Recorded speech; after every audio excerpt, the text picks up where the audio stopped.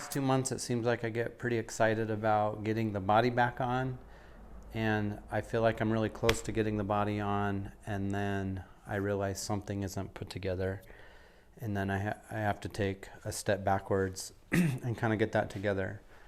What I'm going through now is that I thought I was really close to getting the body on, and instead of guessing anymore, I think it's time to do the Dave Freiberger, Steve Dulcich route and make a list of what is going to need to be done before I can get the body on. Then I can just iron those out completely. So, in true Roadkill fashion, time to start making a list. These are in no particular order. We gotta get the exhaust on. Need to bolt down these transmission. Let's see, I need to put the splash guard on. Just for the body, I need to measure fuel lines in order. I need to yet again redo the U-joint. They put in the wrong joint for me. Need to do a return line. Hopefully I'll remember to talk about that in a little bit. Strap in gas tank. For now, for this year, I'm just going to use the old exhaust at least to the back. This is a 2 1/4 inch pipe, which isn't big enough for my liking. I would like to go a 2 1/2 or a 3, but I need to figure out the hookup from the manifold to this pipe, and I just need like some pipe. Oh, I got to weld in. It's a good reminder. Need to weld in oxygen plugs. What do they call those? Oxygen, weld oxy. Need to order those. Okay, I need to undo the wiring. So one thing that I screwed up on is I got too excited. I plugged in the wiring to see where it was going to lay out, and I shouldn't have done that because I have to feed the top end through the body. I won't have a plug through the body, the firewall to poke that in. Unplug wires. I learned a little bit. What about parking brake? I'm not sure I need that before I put the body on. One thing that I learned about this fuel pump, you'll be interested to know. So I got a lot of feedback online from everybody on some forums and on Facebook. I ended up calling Holly and learning this.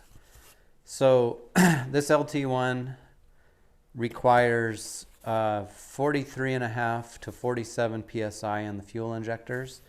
This Holly, which was part number 12-312, comes with the pump, but it's self-regulating, but the pump pressurizes at 58 psi. So that's too much to push through the injectors, and it will run them rich and cause malfunctions. So some awesome dudes on a few of the forums I follow have given me input of what they've done. The guy that has done almost this identical project, fairly close to where I live, he poked a return line in. I called Holly and asked them, and they had really awesome customer service, just FYI. They indicated that if I were to run a return line with this pump, number one, it won't burn out the pump. It won't constantly run. The original stock fuel regulator will regulate the lines. And he said it could potentially, he can't promise, it's one of those, but potentially it could extend the life of the fuel pump because it won't have to work as hard. The system won't have to work as hard if I have a return line. So what I need to do, order fittings, and then I got to punch a hole in this really expensive part. Right as of right now, I put the half shafts back in. I don't think I recorded that. Oh, I need a bolt. I need to torque the harmonic balancer.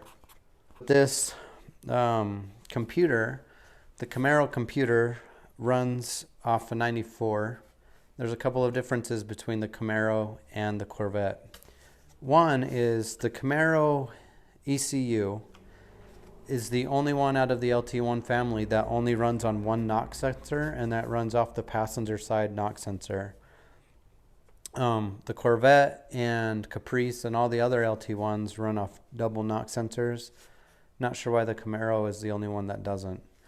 I also, the 92 engine did not run off of a MAF.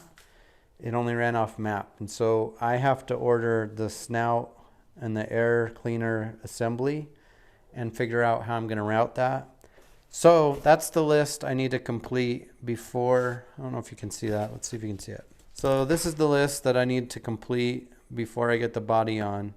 None of these are like overwhelming issues. The exhaust is going to take the longest to figure out. I can already tell that.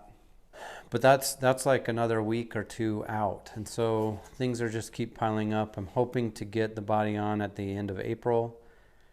Believe I need to start doing now so I can get all of this done by the May time frame. Bung. Oxygen sensor bung. That's what I was thinking of. What I need to do so I can get all of this completed by April and get the motor turned on by April or by May. May is my goal to have it start and run. Is I need to start ordering stuff. So go order some parts and see if I can knock any of these out while the parts are coming down.